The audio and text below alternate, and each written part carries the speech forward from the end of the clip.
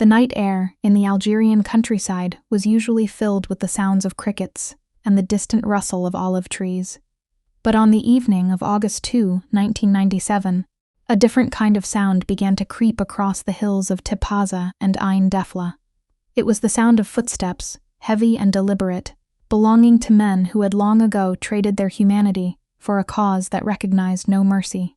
In the small, quiet villages of Oued el-Had and Mezouara, families were settling in for what they thought would be another night of fitful sleep in a country already torn apart by years of civil war. They had no way of knowing that by dawn, their homes would be turned into slaughterhouses, and their names would be added to the growing list of those consumed by the Black Decade. Before we continue with this harrowing chapter of history, remember to comment, like, share, and subscribe so you don't miss future episodes of The Calendar of Crime.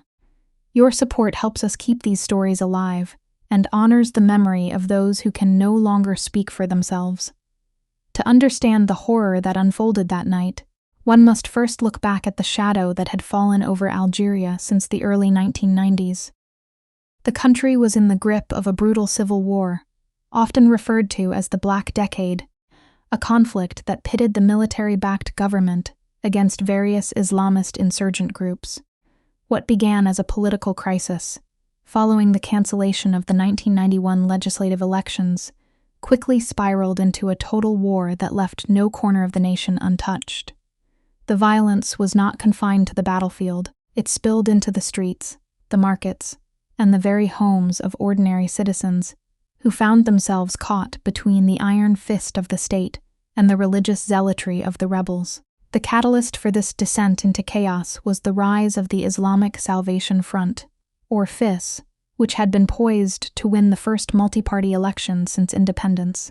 Fearing the establishment of a theocratic state, the Algerian military stepped in, cancelled the second round of voting, and banned the FIS.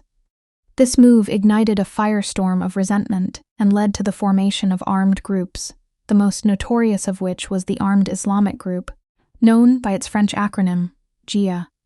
The GIA did not just target the military or the government.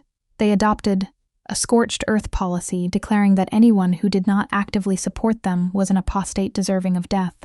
By 1997, the conflict had reached a fever pitch of depravity.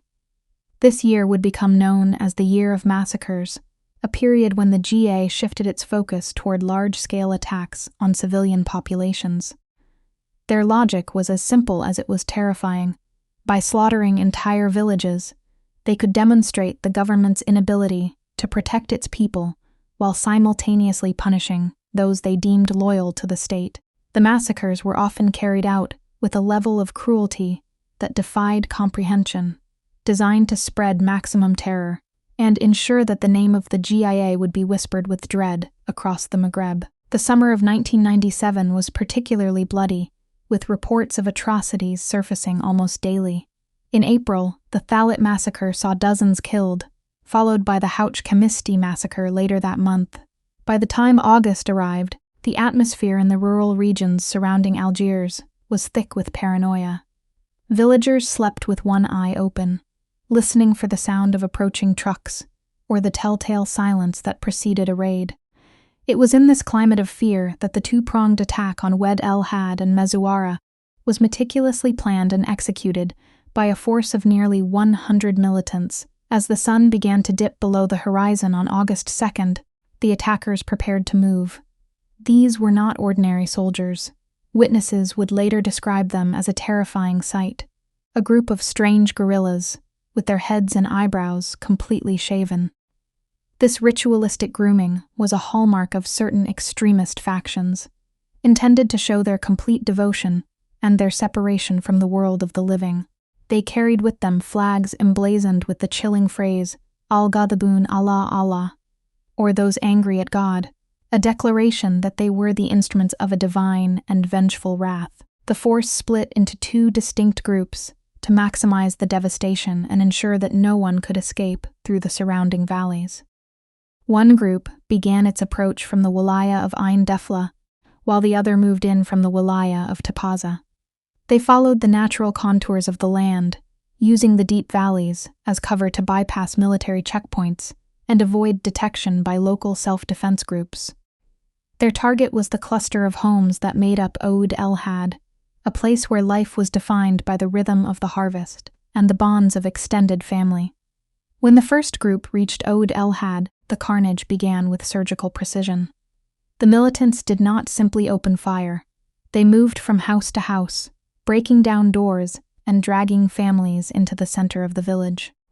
The air was soon filled with the screams of the dying and the smell of gunpowder and blood.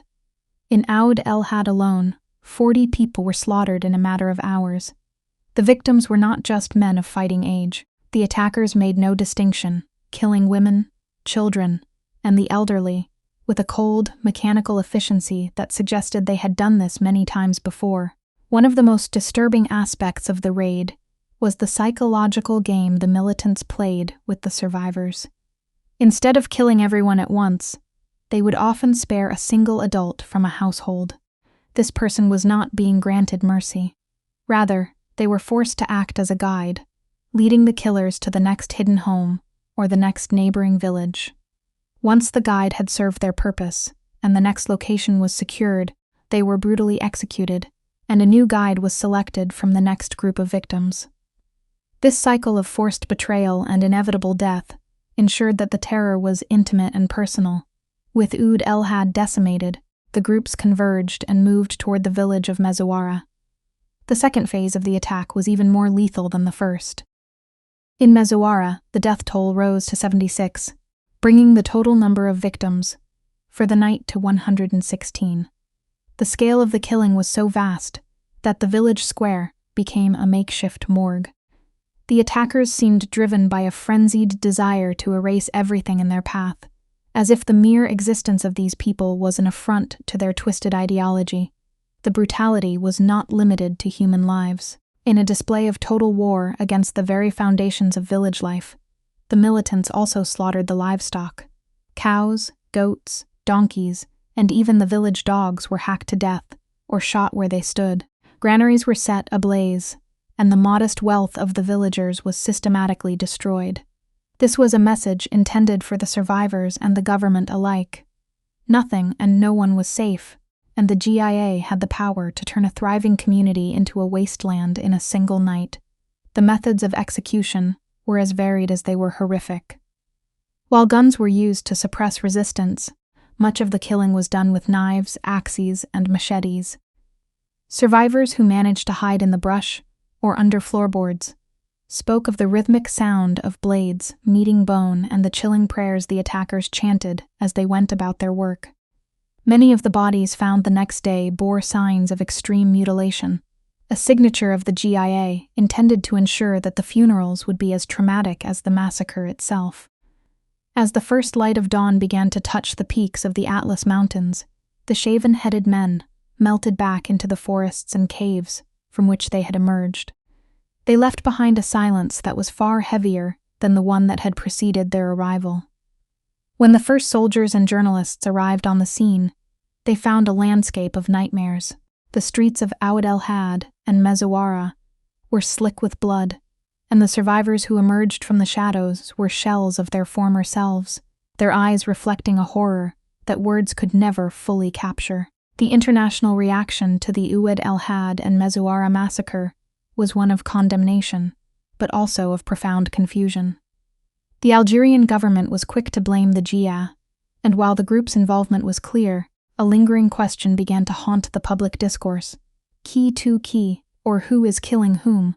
Some critics and human rights organizations questioned how such large groups of armed men could move so freely through heavily militarized zones and carry out massacres lasting hours without the intervention of the nearby army barracks.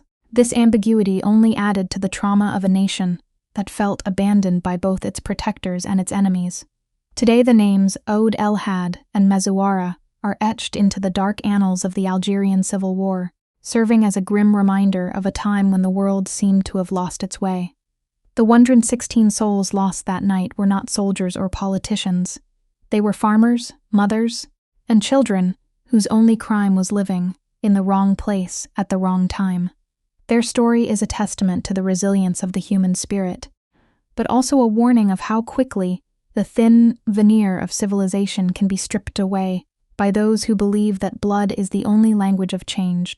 We must never forget the faces of those who were lost in the shadows of 1997, for in their memory lies the hope that such darkness will never again be allowed to consume the innocent. The hills of Tipaza and Ain Defla have since returned to their quiet rhythms.